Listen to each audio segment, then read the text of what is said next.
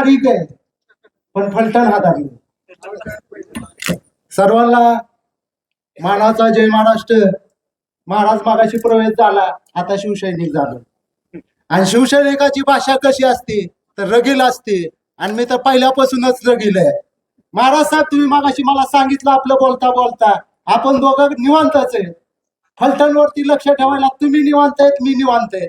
80% कागदपत्र तुम्ही मला देणार आहे, मी काम करणार आहे.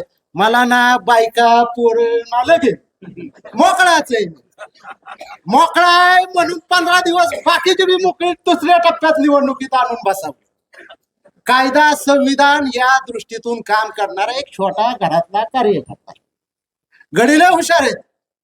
महाराज साहेब मगाशी येताना 2 फोन आले, अरे तू दुपारी फलटण मध्ये होता मगाशी सभेत. अरे म्हटलं कामच आपलं असे, आपण सत्याच्या आणि विचाराच्या बाजूने लढणारा कार्यकर्ता.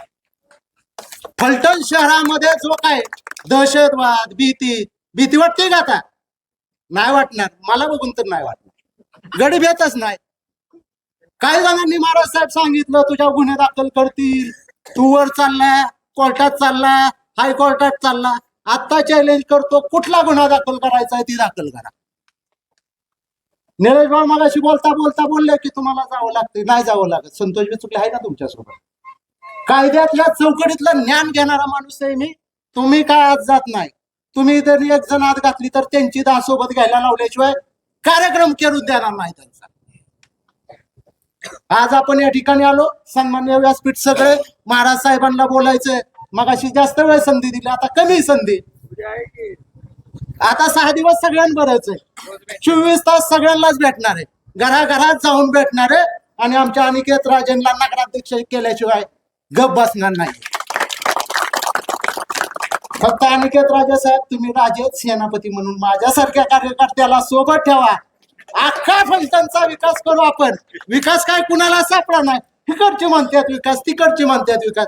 बाबा, आपण दोघं विकासला शोधून फलटणकरांना दाखवू आणि फलटणचा विकास कसा करता येईल हे दाखवू. आता काही जास्त बोलत नाही. 4 दिवस बरंच बोलायचंय, महाराज साहेबांना बोलायचंय. आता मगाशी रघुनाथ राजेंच्या विरोधात मी निवडणूक लढली होती, 54 मतं मला.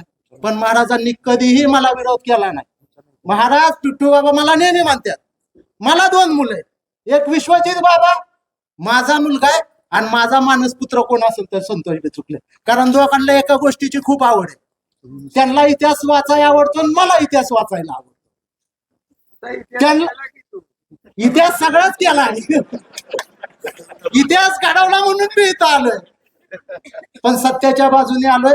जास्त बोलत नाही. फलटणकरांना आता काय, पत्रकारांना बाळासाहेब 2009 ते बरं का माझ्याकडे बी, त्याच्यामुळे पत्रकारांनी काही लक्ष दिलं नाही. पण आता देत्या, आता भेटून जायच तर देत्या. एवढं बोलतो आणि थांबतो. जय महाराष्ट्र.